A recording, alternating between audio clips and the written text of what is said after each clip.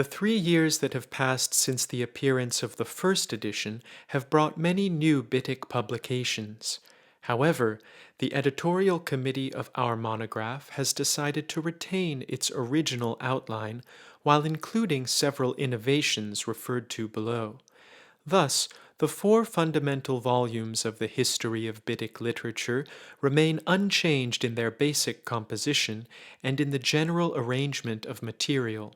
On the other hand, additions have been made to the bibliography, and the relatively few errors and omissions of the first edition have been corrected. Our committee has considered it desirable to devote a supplementary 5th volume to literary works from the field of metaphysics, broadly conceived, and from religious studies, which are known jointly as Theobitic literature. In the previous edition, there were some fairly inadequate extracts and references in this direction.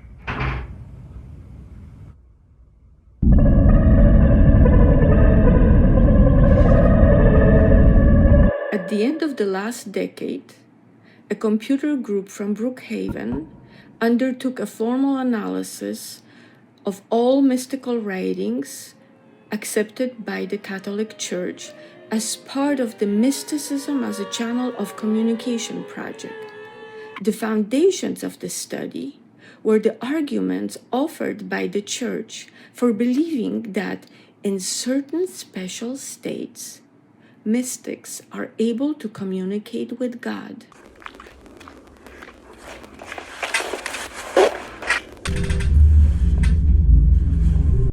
It was thus unable to question the quality of the various revelations disclosed in the mystical communications, for it took into consideration solely the quantitative aspect of the information which the mystics had acquired. Such a physical computation permits one to calculate with mathematical precision the quantitative informational gain, totally excluding its content. A premise of the project was that axiom of information theory which maintains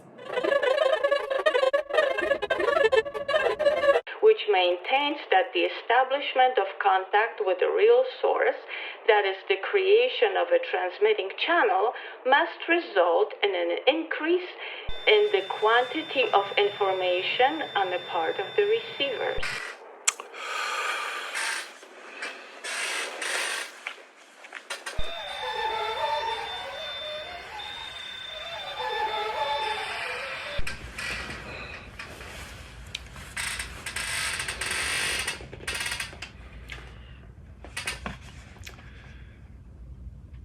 The various definitions of God are the source of the dogma of his infinity, which informationally denotes an infinitely great diversity, which is easy to prove formally since the omniscience ascribed to God analytically implies such diversity of the power of a continuum.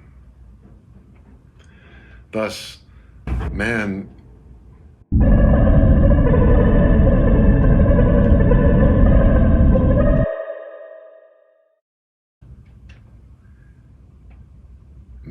in contact with God cannot possess infinite information, for he himself is finite.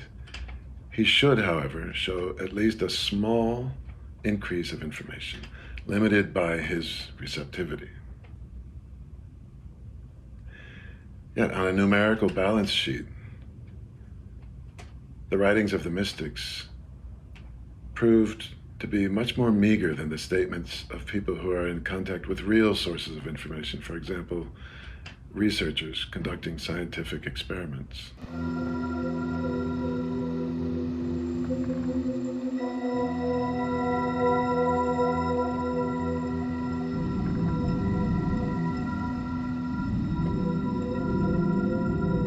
The quantity of information in the writings of the mystics is precisely equal to the quantity of information in the statements, writings of the people fated to be generators of diversity exclusively for themselves. The conclusion drawn from the project runs as follows. The contact postulated by the Church between the human mystic and God is not a process in which man gains supra-zero information.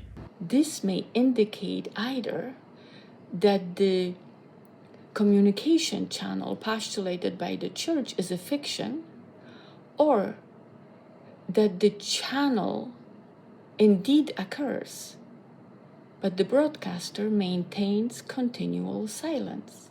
Only extra-physical reasons can induce us to choose between the alternatives Silentium Domini and Non Esse Domini. We have placed this work, together with the new theological counter-arguments, in the first part of the supplementary volume.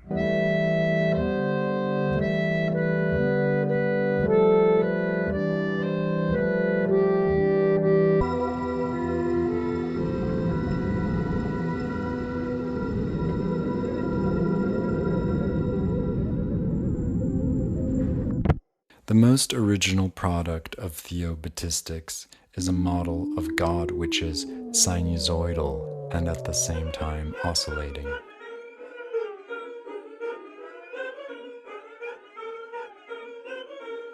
God becomes established axiomatically as an alternating process and not as an unchanging state.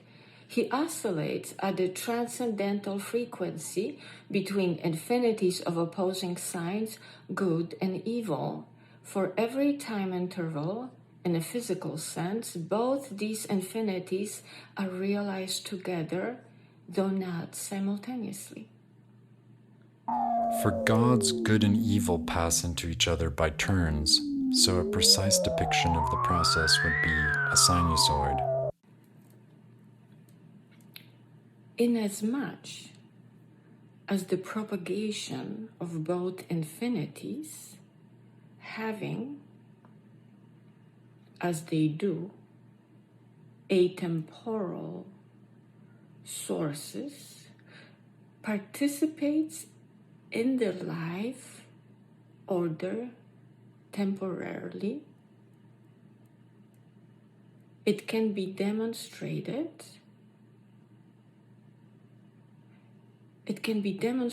that the rise of local peculiarities, such as time-space sectors,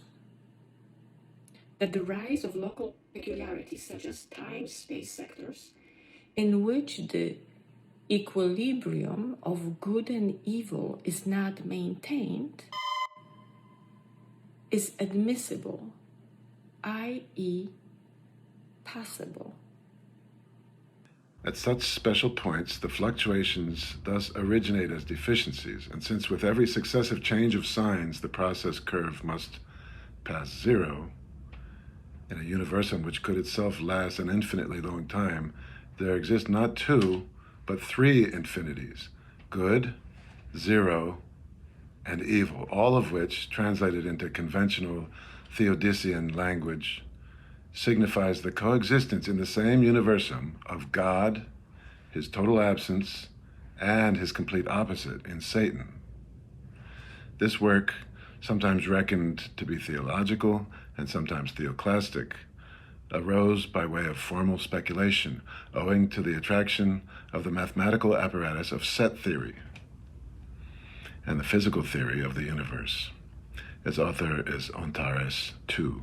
Strictly speaking, it employs none of the terms of traditional theology, God, Satan, metaphysical nothingness. We have placed it in Chapter 3 of the supplement.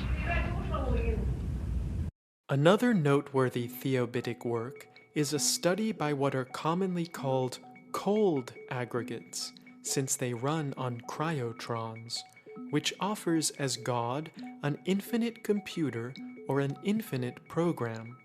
Both these formulations lead, to be sure, to inextricable antinomies.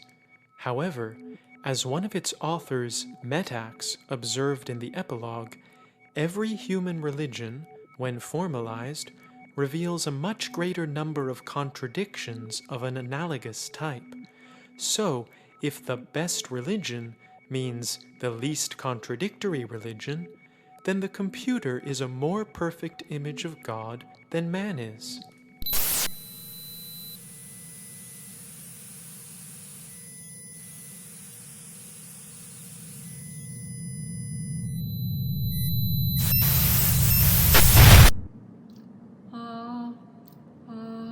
We do not count the works of Metax as theobitic physicalism, since they use the terms computer and program in a formal, mathematical, and not a physical sense. As everyone knows, every computer, like every automaton, possesses an ideal mathematical equivalent. On the other hand, theobistics understood physically deals with the involvement in matter of the author or creator of existence. Many such works have sprung up, so let us say at once that we shall mention only the most original writings. Unitars, the author of the first one, sees the cosmos as a granulate which alternately computerizes and decomputerizes. Its two diametrical states are the metacompiler and the metagalaxy. In its mentalizing phase, the basis of its action is informatics. Physics serves it by doing what the computer hall of the universum demands.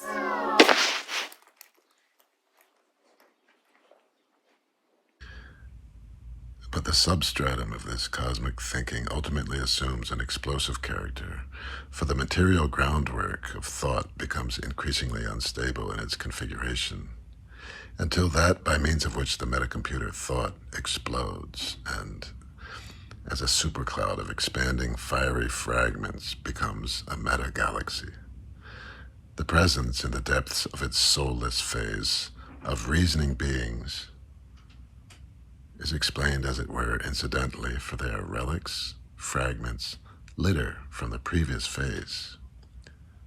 Quote, having thought of that of which the mental medium is the ilem, the whole is torn to pieces, forming a flight of nebulae. As they return and become compressed, they reform the granulate of the regenerating metacomputer, and the soullessness pulsation of matter being organized into thinking, and of thinking disintegrating into matter, may go on infinitely.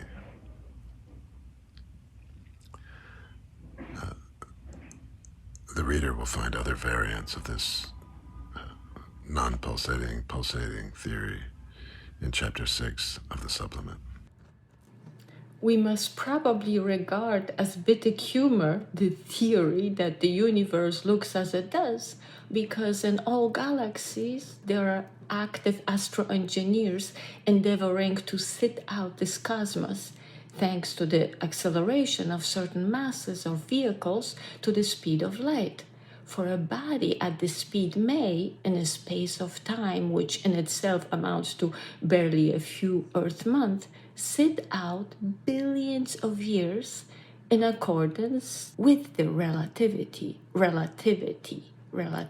effect. Huge quasar, pulsar, and nebular eruptions are examples of astro-engineering, endeavoring to leap from one given phase of the universum into the next. In other words, they are locomotionally temporal robots whose purpose is to transcend the current cosmos, since the next phase is evidently more suitable for colonization. With a survey of such activities, our new 5th volume of the History of Bitic Literature comes to an end.